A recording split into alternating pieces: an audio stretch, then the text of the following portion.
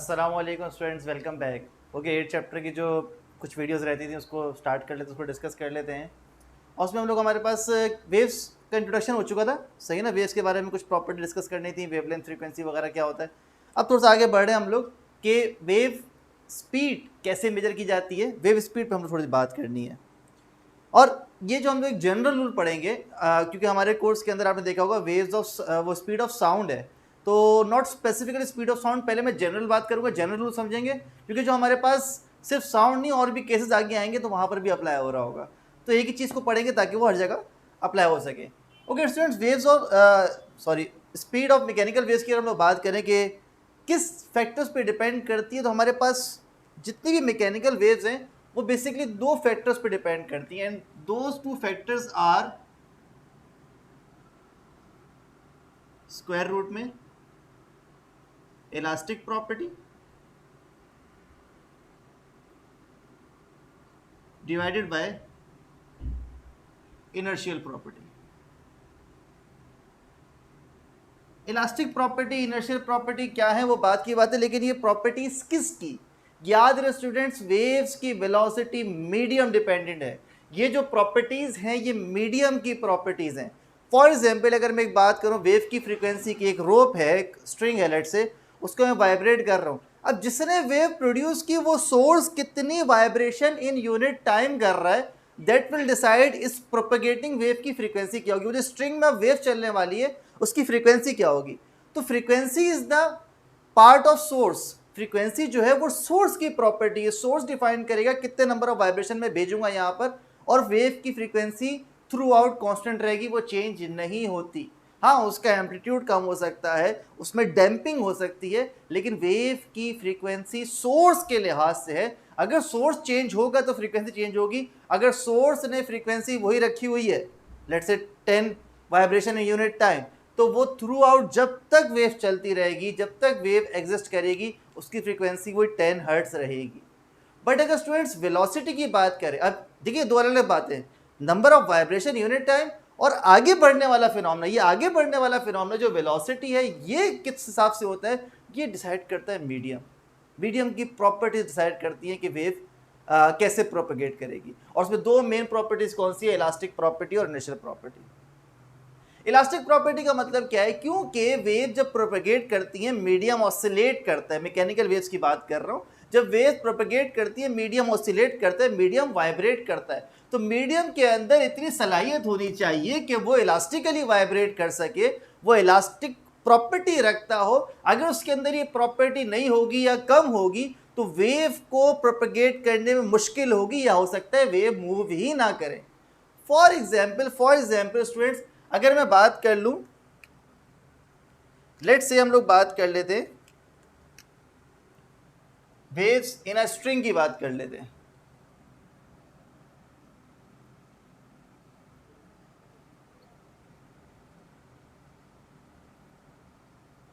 Suppose करें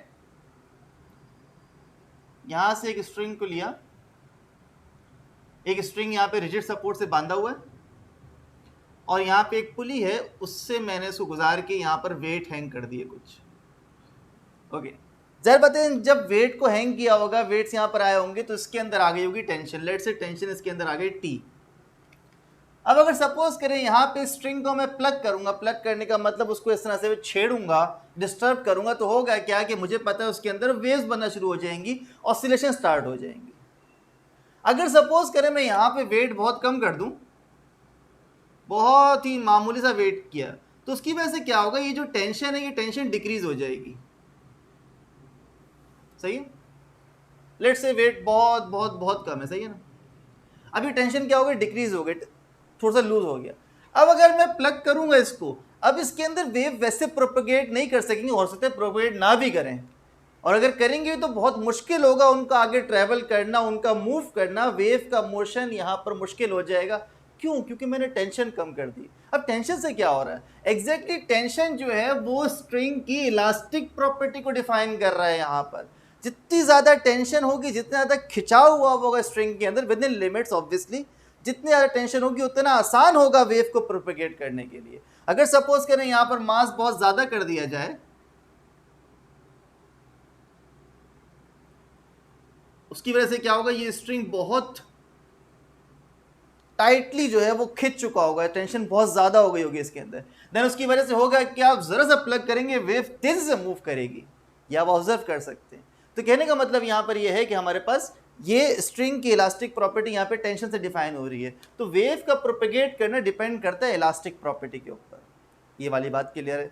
अच्छा, एक और इसमें इंपॉर्टेंट बात, मैं इनर्शियल प्रॉपर्टी पे आता हूँ लेकिन पहले इलास्टिक प्रॉपर्टी। अगर सपोज करें मेरे पास आटे की डो है, सही, आटे का एक टुकड़ा है, उसको मैंने इस तरह से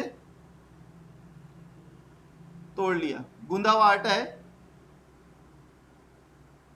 उसको इस तरह तोड़ लिया, उसको मैंने जो है वो एक तरफ से उठा के झटका कि भाई उसमें वेव प्रोपेगेट करें। क्या उसमें वेव प्रोपेगेट करेंगी?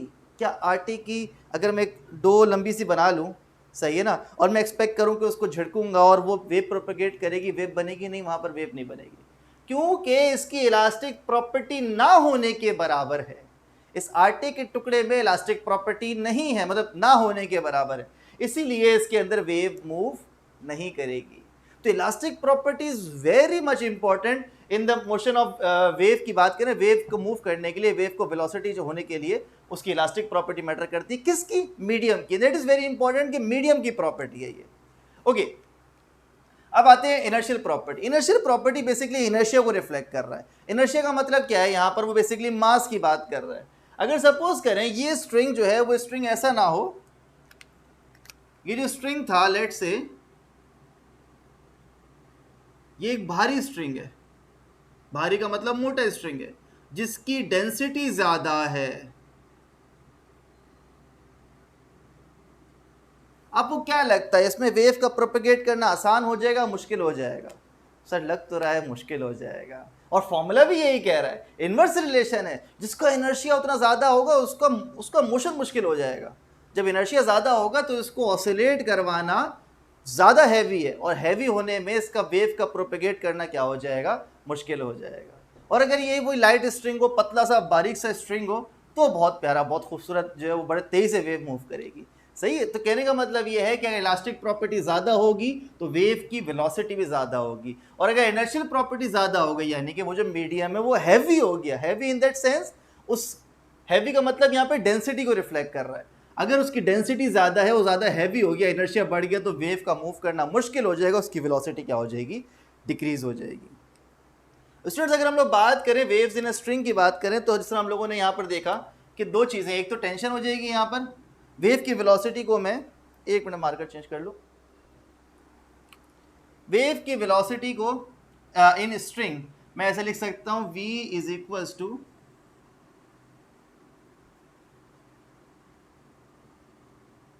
इलास्टिक प्रॉपर्टी, यहां पे टेंशन से डिफाइन हो रही है, सही है।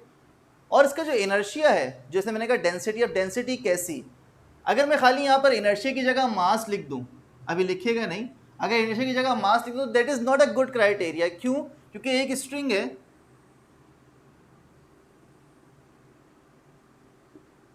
स्ट्रिंग नहीं है, लेट से रोप है, और एक स्ट्रिंग है जो बहुत बहुत बहुत बहुत लंबा है।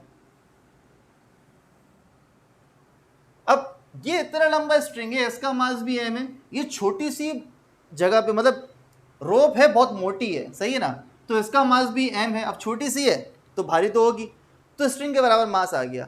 अब हम लोग को ये बात पता है कि इसमें वेव स्लो मूव करेगी, इसमें वेव तेज से मूव करेगी, तो mass is not only the good criteria, सिर्फ मास मैटर नहीं करेगा, सही है ना। दैट इज वेरी इंपॉर्टेंट, समझने की जरूरत है कि अगर सपोज करें, और अगर सपोज करें मैं इसको, दोनों को मुझे फर्क करना हो कि भाई किसमें वेव ज़्यादा अच्छी मूव करेंगे, ज़्यादा तेज़ी से मूव करेंगे, किसमें स्लो मूव करेंगे, तो बेहतर ये है मैं दोनों की लेंथ क्या कर दूं, दोनों की लेंथ बराबर कर दूं। अब मैं देखूंगा इसका मास बहुत छोटा सा हो जाएगा और इसका मास कंपैरेटिवली क्या लगेगा? बहुत ज़्यादा लगेगा। किया है क्या मैंने निकाला मास पर यूनिट लेंथ। एक यूनिट लेंथ के मास पे, अगर एक यूनिट लेंथ का मास कम है तो वेव तेज से मूव करेगी, अगर एक यूनिट लेंथ का मास ज्यादा है तो वेव आहिस्ता आहिस्ता ट्रेवल करेगी। इसका मतलब यहां पर मास डिफाइन करना is not a good criteria, we should define mass per unit length, that is called linear mass density, सही है। इसको हम लोग कहते हैं लीनियर मास डेंसिटी, और इसको म्यू से डिनोट किया जाता है। कुछ बुक में आप देखेंगे इसको एम भी लिखा होगा, लेकिन उस एम का मतलब सिर्फ मास नहीं होगा, वो मास पर यूनिट लेंथ होगा। सही है, तो ये हमारे पास velocity of wave in a string आ गई कि वो दो चीज़ पर डिपेंड करे, जितनी टेंशन बढ़ाएंगे, स्ट्रेच करते जाएंगे स्ट्रिंग को, जितनी ज़्यादा टेंशन ज़्यादा होगी वेव उतनी तेज़ी से प्रोपेगेट करेगी, और जितनी हैवी रोप होगी, जितना भारी जो है वो स्ट्रिंग होगा, यानी कि उसकी लीनियर डेंसिटी ज़्यादा होगी, तो वेव का प्रोपेगेट करना क्या हो जाएगा, मुश्किल हो जाएगा। आई होप ये वाली बात क्लियर होगी। आगे बढ़ते हैं और देखते हैं साउंड वेव की क्या प्रॉपर्टीज़ हो सकती हैं। स्टूडेंट्स, अगर हम लोग बात करें साउंड वेव की,